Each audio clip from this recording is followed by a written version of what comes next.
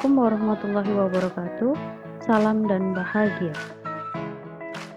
Keberadaan obat di masyarakat merupakan hal yang sangat penting, baik itu obat yang sudah diresepkan dari dokter karena sakit, maupun penggunaan obat atas inisiatif sendiri. Dalam pengobatan, obat dapat digunakan untuk pencegahan, penyembuhan, pemulihan, dan peningkatan kesehatan bila digunakan dan dikelola secara tepat guna. Namun, obat adalah senyawa kimia yang bisa saja bekerja sebagai racun, sehingga obat harus digunakan dalam dosis yang tepat dan dengan cara yang benar. Kita sering mendengar kasus-kasus keracunan, overdosis, hingga menyebabkan kematian yang disebabkan oleh penggunaan obat yang tidak tepat. Salah satu hal yang mendasari terjadinya kasus tersebut adalah kurangnya keingintahuan masyarakat mengenai obat yang mereka gunakan. Sehingga perlu adanya kesadaran masyarakat dalam pengelolaan obat yang baik di rumah tangga agar terhindar dari bahaya obat. Salah satu cara yang dapat digunakan dalam pengelolaan obat adalah dagu sibu. Dapatkan, gunakan, simpan, dan buang. Yang pertama adalah dapatkan obat dengan baik dan benar. Pastikan kita mendapat obat di tempat yang terjamin mutu dan kualitasnya seperti apotek dan instalasi farmasi rumah sakit atau puskesmas. Selain obat lebih terjamin, di tempat tersebut kita juga mendapatkan informasi detail mengenai obat yang akan kita konsumsi dari apoteker yang berhak. Saat menerima obat, ada beberapa hal yang perlu diperhatikan. Yang pertama, periksa kemasan obat yang meliputi nama atau merek dagang, nama produsen, dan nomor batch obat apakah sudah tercantum dengan jelas, serta keutuhan kemasan. Bila kemasan rusak, jangan diterima. Yang kedua adalah teliti tanggal kadaluarsa. Jangan terima obat bila telah melewati tanggal kadaluarsa.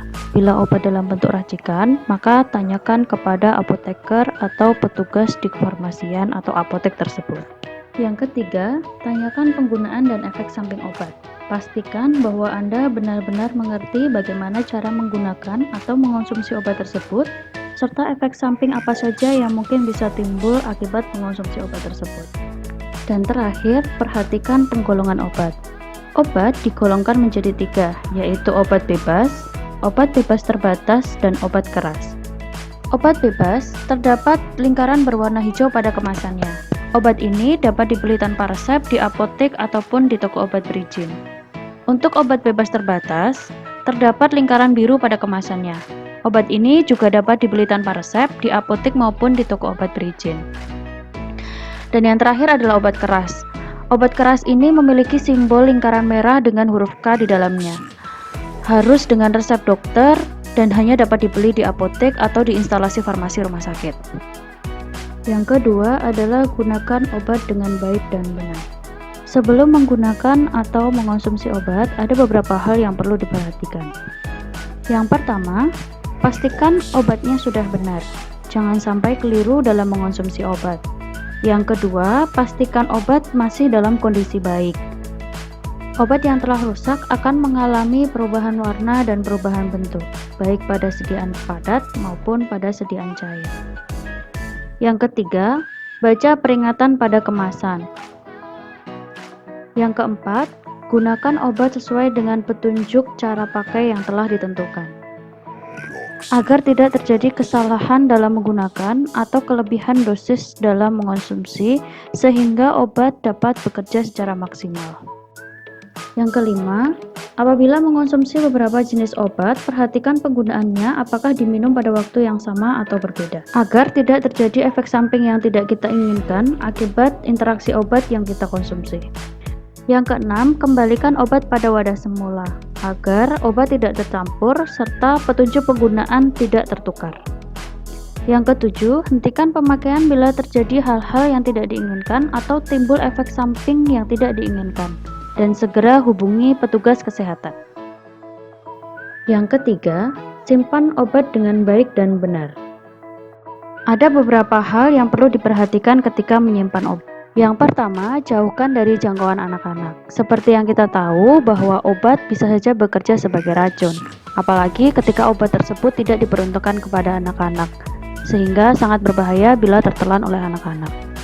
Yang kedua, simpan obat dalam kemasan asli dan dalam wadah tertutup rapat. Label jangan dilepas karena berisi aturan pemakaian. Yang ketiga, simpan obat di tempat sejuk, kering, dan terhindar dari sinar matahari langsung atau sesuai petunjuk yang tertera dalam kemasan. Keempat, jangan campur tablet dan kapsul dalam satu wadah, karena cangkang kapsul dapat meleleh dalam suhu tertentu sehingga akan merusak obat yang lainnya. Yang kelima, obat minum dan obat luar harus disimpan dalam wadah yang berbeda. Hal ini bertujuan untuk menghindari kekeliruan dalam mengonsumsi atau menggunakan obat tersebut. Selain itu, apabila penyimpanan obat luar dan obat minum dijadikan satu dan terjadi kerusakan pada kemasan obat luar, maka akan sangat berbahaya bila obat minum tersebut yang telah terkontaminasi terkonsumsi, karena bahan-bahan yang digunakan untuk obat luar tidak seharusnya masuk ke dalam tubuh. Yang keenam, sediaan spray atau aerosol harus dijauhkan dari panas karena dapat meledak. Karena spray atau aerosol pada suhu tinggi dapat menghasilkan gas sehingga dapat menekan wadah dan meledak. Yang ketujuh, jangan tinggalkan obat di dalam mobil dalam jangka lama karena suhu di dalam mobil tidak stabil dan cenderung akan cepat merusak sediaan obat. Dan yang terakhir, bila ragu atau tidak mengerti, tanyakan kepada apoteker atau tenaga kesehatan terdekat. Yang keempat, buang obat dengan baik dan benar. Salah satu hal yang perlu diperhatikan oleh masyarakat dalam pengelolaan obat dalam rumah tangga adalah proses pembuangan obat yang rusak dan kadaluarsa. Masyarakat harus memahami cara membuang obat yang baik dan benar agar tidak mencemari lingkungan. Pencemaran lingkungan karena membuang obat yang sembarangan dapat menyebabkan terganggunya keseimbangan ekosistem dan pada akhirnya juga menyebabkan kerugian bagi manusia sendiri. Sehingga masyarakat perlu memperhatikan beberapa hal sebelum membuang obat yang rusak dan kadaluarsa.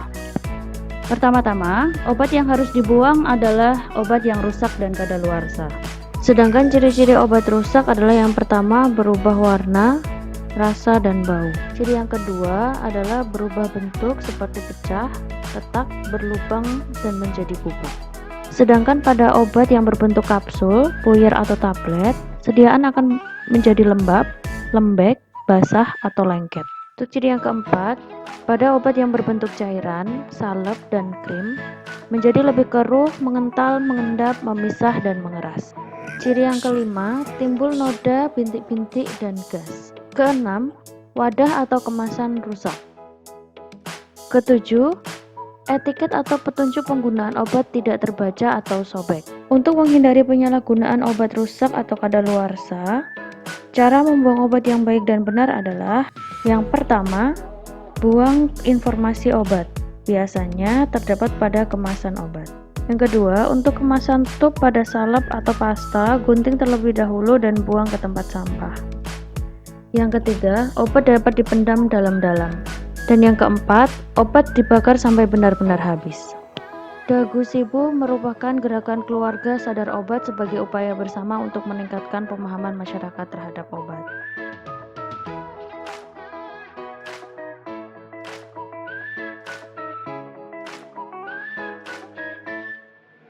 Yoxi.